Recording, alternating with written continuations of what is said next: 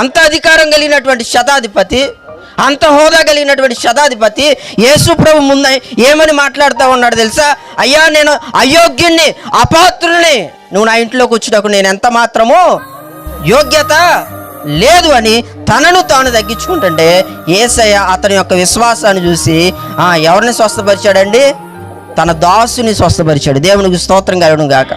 అసలు ఆ పక్షవాతం కలిగినటువంటి వాడికి విశ్వాసం ఉందో లేదో తెలియదు, కానీ ఇతనికి ఉన్నటువంటి విశ్వాసాన్ని బట్టి దేవుడు ఎవరిని స్వస్థపరిచాడండి? తన దాసుని. ఈరోజు నేను అంటాను, నీ విశ్వాసాన్ని బట్టి, నీ భర్తకు విశ్వాసం లేకపోయినా సరే నీ విశ్వాసాన్ని బట్టి దేవుడు నీ భర్తను బాగు చేయబోతూ ఉన్నాడు. Praise the lord. నీ విశ్వాసాన్ని బట్టి దేవుడు నీ భార్యను కూడా బాగు చేయబోతూ ఉన్నాడు. Praise the lord. నీకు విశ్వాసం ఉంటే చాలు, నువ్వు ప్రభు సన్నిధిలోకి వచ్చి నిన్ను నువ్వు తగ్గించుకుంటే చాలు, నీ ప్రార్థన దేవుడు అంగీకరించి. ఈరోజు తగ్గింపు లేదండి. ప్రజల ఎదుట ఎవడ తగ్గట్లా, దేవుని ఎదుట ఎవడ కూడా తగ్గట్లా. ఎందుకు?